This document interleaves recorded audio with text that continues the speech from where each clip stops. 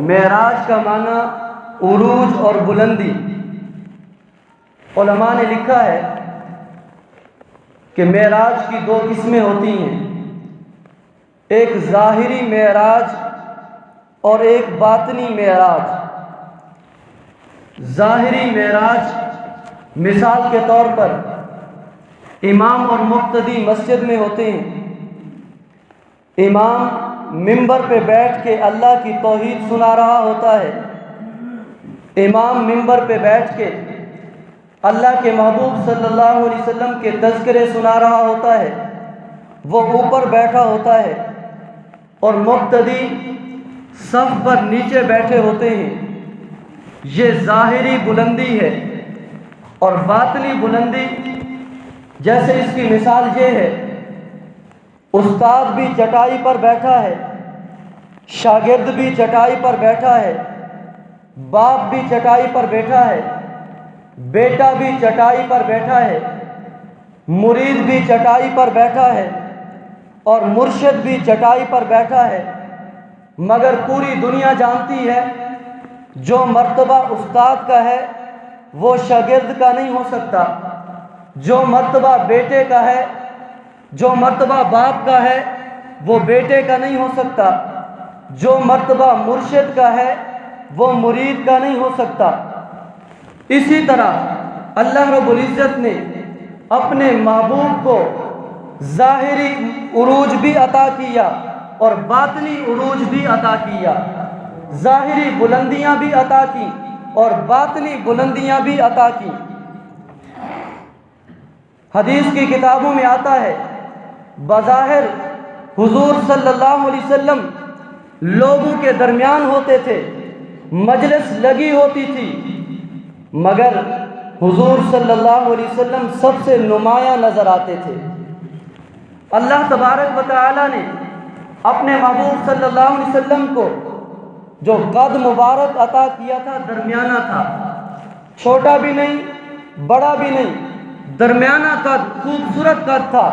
मगर किताबों में आता है हुजूर सल्लल्लाहु अलैहि वसल्लम अगर बड़े कद वाले आदमियों के दरमियान भी खड़े होते तो उनसे भी नुमायां नजर आते थे।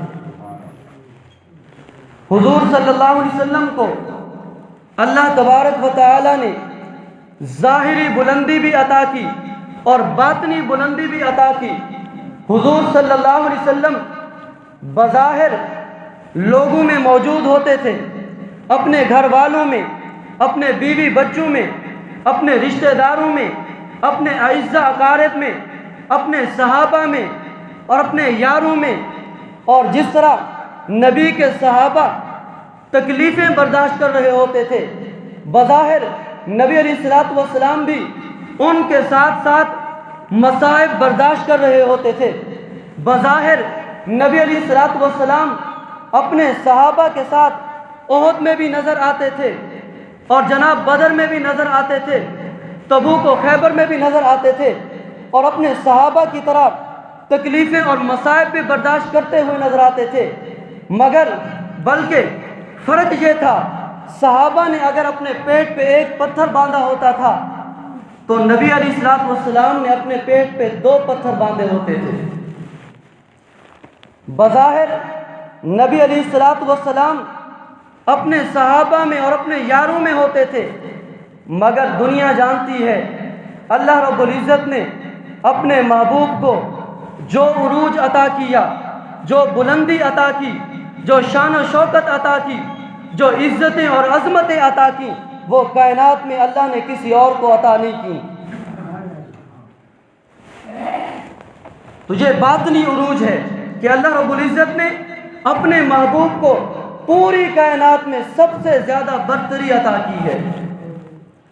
और ज़ाहिरी उरूज अल्लाह रब्बुल इज़्ज़त ने बज़ाहिर पूरी दुनिया के सामने अपने महबूब को जन्नती सवारी पे सवार करके ज़मीन की भी सैर कराई, आसमानों की भी सैर कराई और अपने पास बुलाया, पूरी कायनात को ये दिखाने के लिए, ये बताने के लिए कि जो कुर्ब मेरे महबूब को हासिल है, पूरी कायनात में वो कुर्ब किसी और को हासिल ही नहीं है। और उलमा ने लिखा है कि हुजूर सल्लल्लाहु अलैहि वसल्लम के मेराज की 3 किस्में हैं।